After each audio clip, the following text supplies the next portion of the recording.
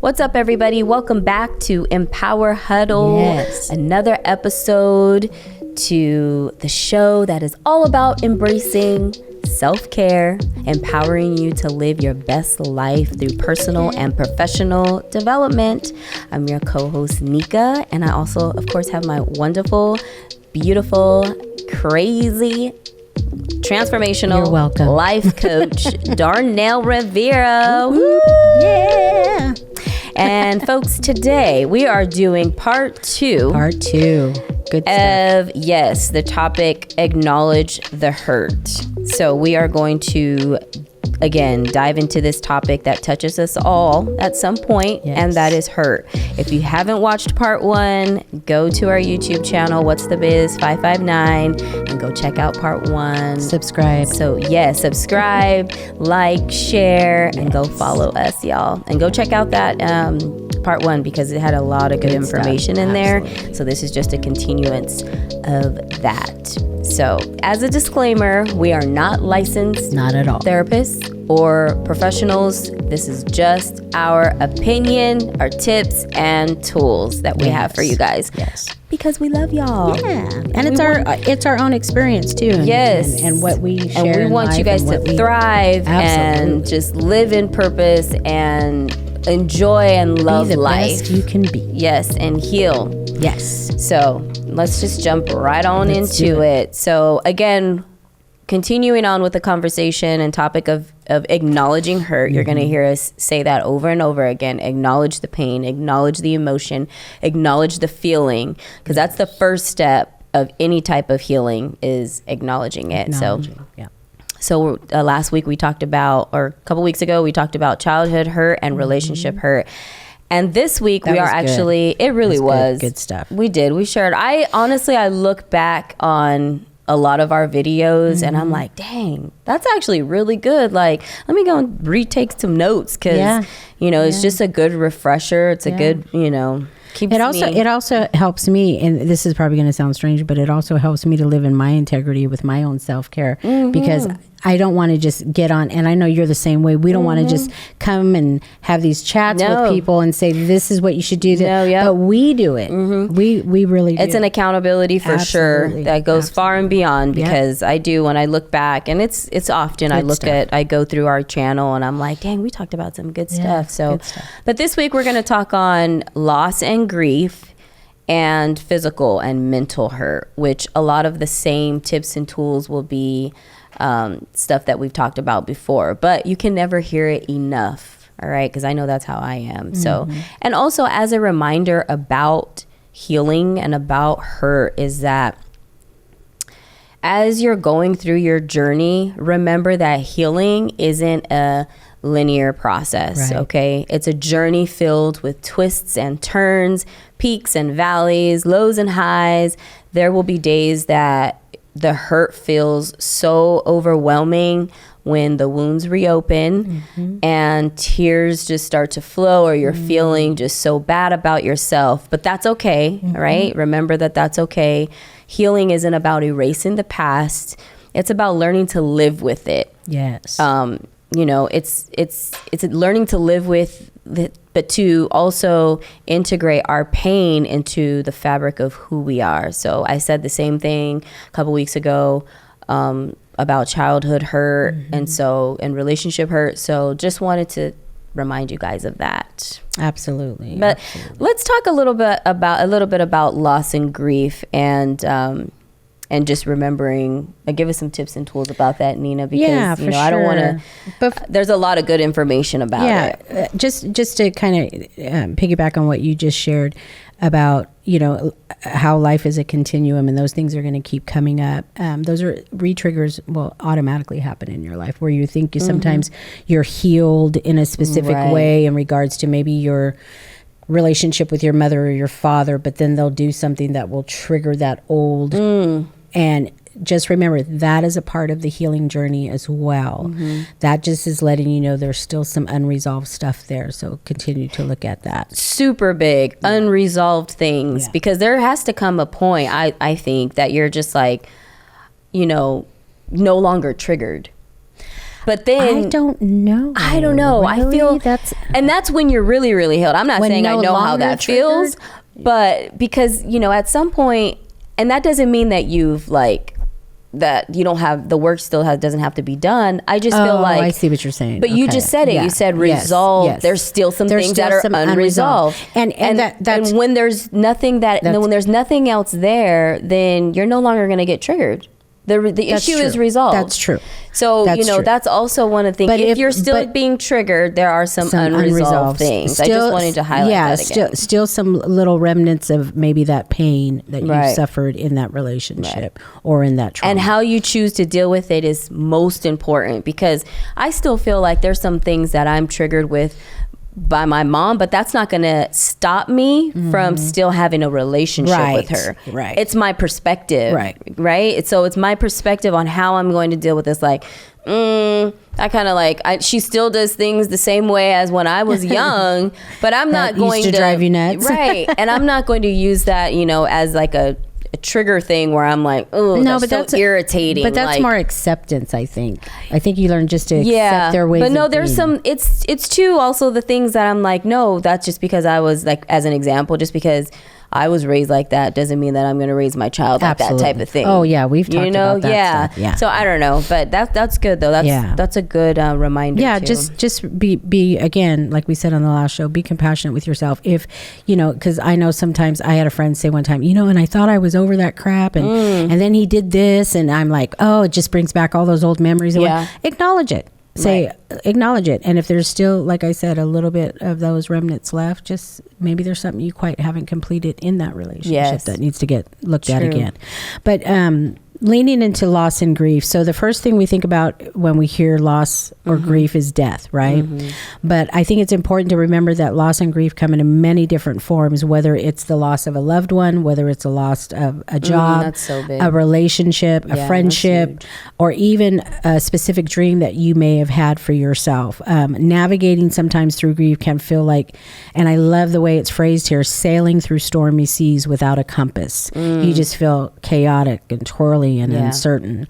And today we'll explore strategies and insights to help you navigate through that turbulent water, those rough waters of grief, and find the light at the end of the tunnel. So I got to tell you though, when I was studying this week and, just in my zone trying to figure out what are we going to talk about? Yeah. When I, when I found this subject, I'm like, it's a little touchy, but I'm like, because personally, thank God I do know what grief and loss and grief feel like, but at the same time, when it comes to losing a loved one, and I can say that I've also, felt like I know what it feels like to lose something too, so at first, I just got to tell you, we weren't going to do this. I was going to be like, You're like, heck no. Yeah, maybe we should bring on a guest that has experienced some grief. But I'm like, no, we actually, I know me personally, I have stuff to talk about when it comes to loss and grief. Oh, yeah. Definitely. It's just the first thing that we think about is just death. Losing a loved one. Yeah. But go on. So loss and grief, like she was saying, it's a universal experience. Yet there's often misunderstood and overlooked in our society. But amidst the darkness, there's really a lot of hope there. So firstly, it's essential to acknowledge that grief. You've been hearing that a lot. Yes. Acknowledge your pain, acknowledge your suffering, and it's a natural response to feel that sadness. And remember that it's okay to feel that sadness and that anger and that confusion and even that numbness, whether it is a death in the family, whether it is a death of a child, whether it is an end to a relationship. I had a friend who shared with me her divorce felt like a death. Yes. It's the end of a relationship. I have had long-term relationships, but the seasons change and those friendships just kind of dissipate, right? Because it's the ending of something. And nobody really ever talks about that. No. That's what I'm saying. No one associates divorce or losing a friend to loss and grief. It is. They don't put it in that category. Yeah. But it absolutely is. I mean, this friend was in my life for 30 years, but the relationship was no longer bringing value to me as a human being. There were some things there that I couldn't condone, and I knew that it was just the season was over in that relationship, but you learned so much in those relationships. So you always, sometimes your greatest teachers are those volatile relationships in your life, right? Yeah. So these emotions are all part of the grieving process, and allowing yourself to feel them without judgment is super crucial, and we talk about that. Sometimes I felt guilty about ending that friendship, but I knew it was not only the best thing for me, but it was the best thing for my children as well. And so it's essential to find healthy ways to cope with grief, talking to a friend or a family member, seeking support from maybe a therapist, your pastor, a support group, really expressing your emotions through creative outlets like writing, art, or music. We've talked about that multiple times. And then, going right back to practice self-care, especially those times of grief. But even in those moments of grief, I really want you to think about this. If you don't have the wherewithal to do that, it's okay to cuddle up on that couch and to just let that out and cry and release and purge that emotion, because it is a dying away in some sort of way. And be careful with that, right? You want to be careful with that, of course, because if you get into, if you go into too much of a dark place, you want to, it may be hard to come back out. And try to have someone in your family, friends, circle, tribe that can support you, that can keep an eye on you. That's so funny. And check in on those friends that are going through that, because a lot of times that will show up in anger and people will push you away. But still continue. And I've been experiencing that the last couple of years with someone I love very much. I still reach out. I still make the call. I still say in my texts, I know you're not feeling well. Just let me know you're okay. And when I get the text back, they're okay. That's good. So you want to check on those people all the time, as much as you can. That's so funny you mentioned that too, because just recently here, I was going to send you a text and be like, Nina, there's these things that I'm dealing with and this next step that I'm going to take in my life, and I'm just asking you to keep an eye on me. I'm not saying I'm going to go and do something crazy. No. But that's responsible too. I just, for whatever it is, just, make sure that I'm not like losing my mind or not holding even myself, like practicing self-care for me, like just check in with me on that. And a lot of times it's good to have those kind of relationships. And I appreciate you sharing that, because that fortifies what we have too, right? But even when people, and it's scary, this is very scary, but even people that you don't think suffer that way, like there's that thing that goes around social media, check on your strong friends. Check on the people that, like Nika, I know that you take precautions and your mental health is important, but it's good to even say out loud, hey, I'm not feeling my best lately. There's some things emotionally, mentally, spiritually I'm going through. I just need you to, check in on me. And that's beautiful to be able to have that self-awareness to do that. So I'm really proud of you for sharing that. But another helpful strategy for navigating grief is to find meaning and purpose in the midst of loss. I was talking to a friend not too long ago, and she said, how can I honor this man that I love? And I'm like, what was his favorite things to do? Find ways to honor the people that you love. One of the things I like to do every year is I like to get these pictures of my loved ones. When I remember, sometimes on their birthdays, it's hard to remember everyone's birthdays. But if all of a sudden I think about my Uncle George or something like that, and I know like his birthday is coming or his day of death, I'll put a picture out of him, light a candle. Maybe put little flowers and just that's a form of honor. And just memorize, I'll put Puerto Rican music on, and maybe I'll dance in the kitchen and do a little salsa dancing by myself and pretend he's in the kitchen with me, or just find little ways of honoring. And I know sometimes when grief or loss happens, even if it's death or something like that, we kind of go to that negative dark side, right? And we drink or we do drugs or we try to, pacify the pain and whatnot.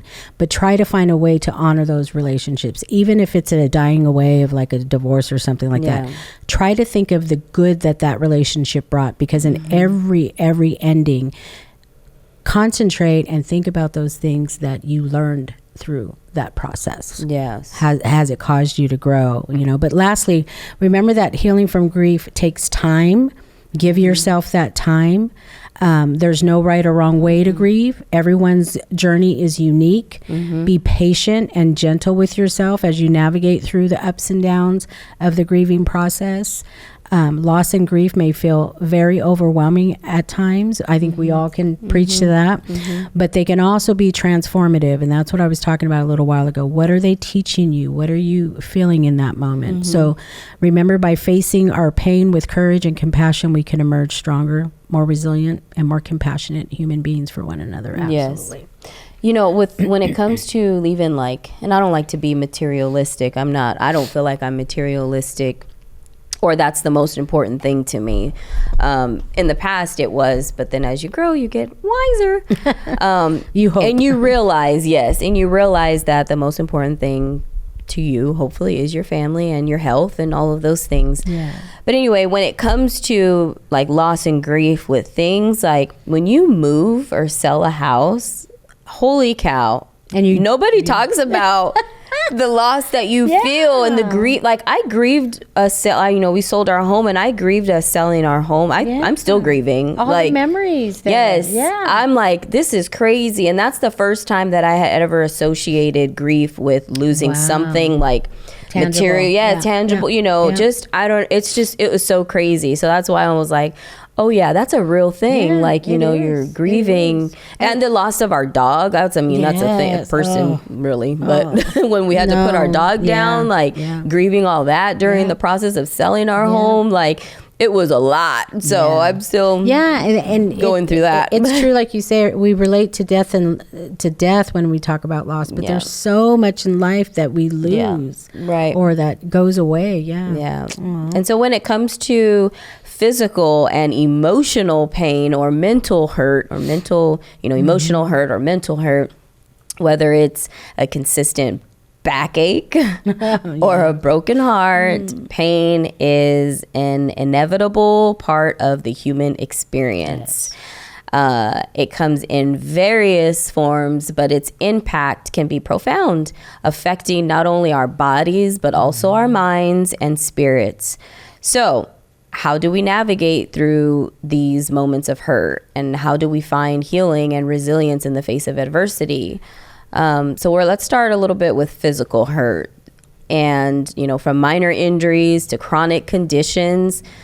Physical pain can really disrupt our daily lives and leave us feeling so vulnerable, so sad, so weak. But in these moments, it's essential to prioritize not only just your self-care, because I don't want to use that term loosely, but not just your self-care, but seek the proper medical attention, that whatever it is that you need.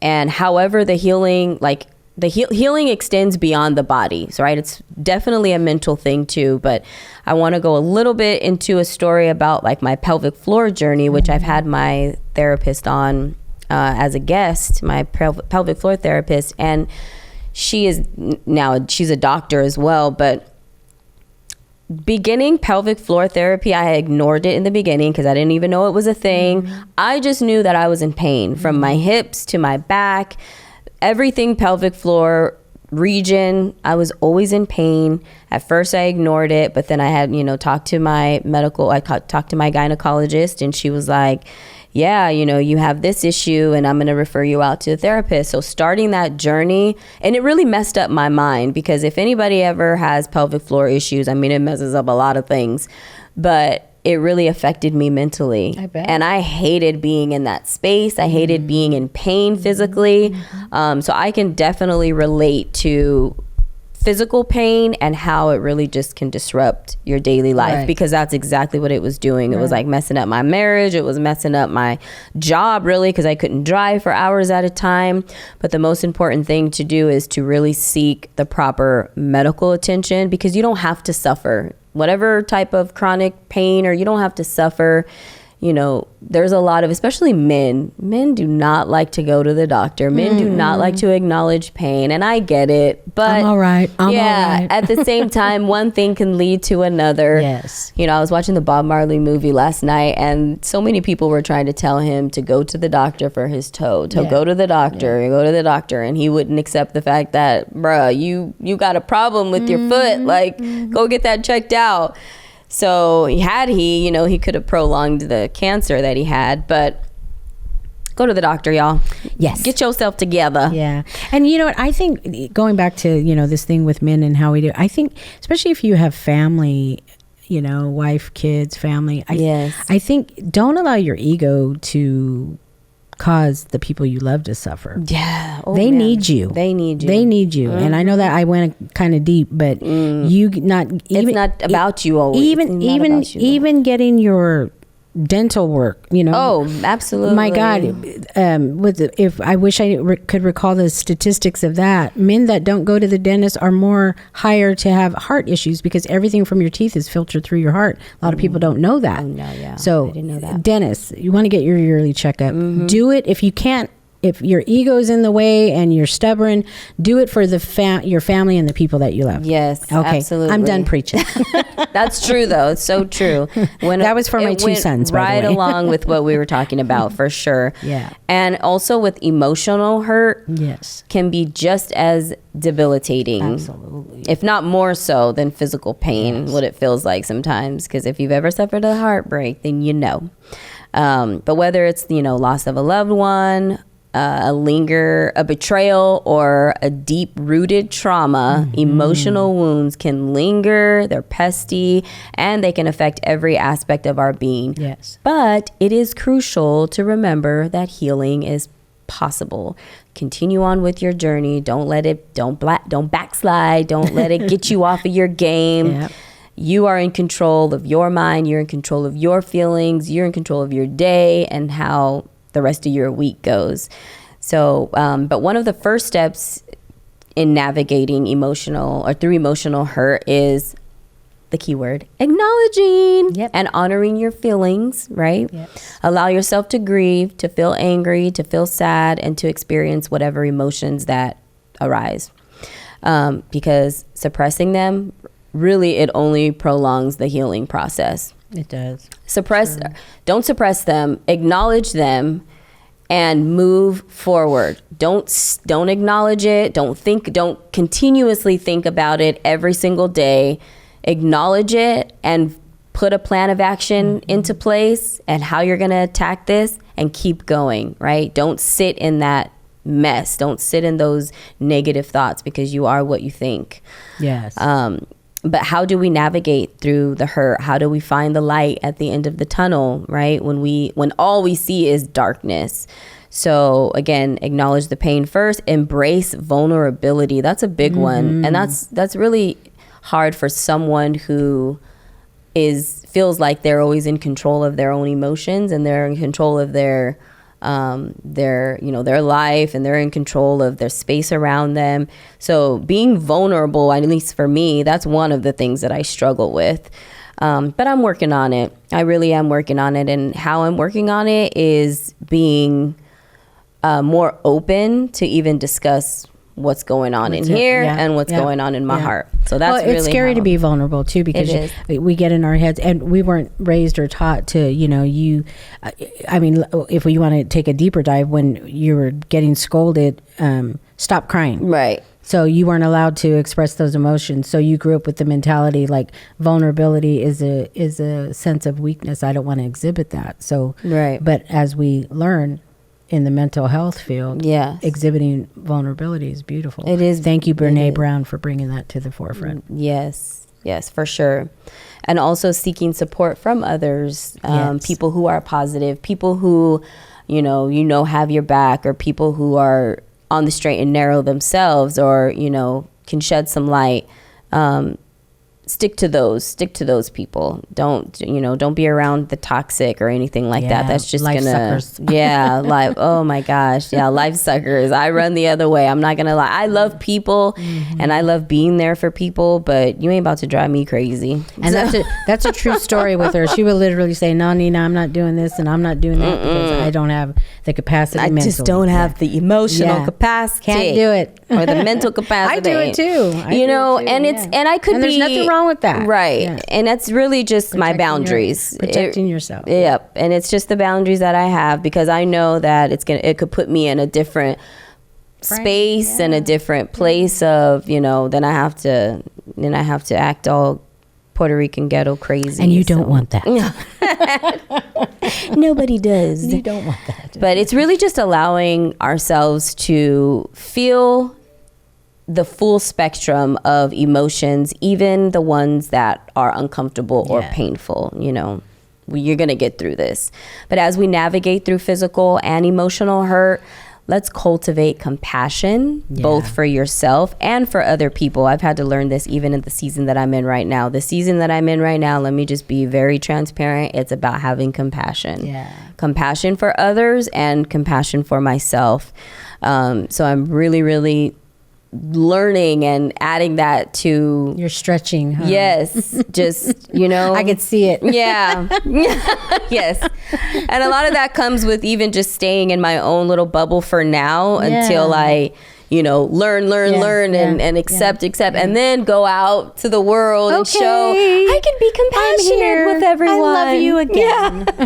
Yeah, for sure. That's kind of how it works with me. Yeah. But and together we can emerge stronger and more resilient, ready to face whatever challenges life may bring, because challenges are always going to be there. As long as we are on this earth, we are going to have some challenges. So Nina, give us a closeout. Yeah. So remember that it's powerful to recognize that healing begins from within. Once you put that out there and acknowledge it, something begins to open up for you, definitely.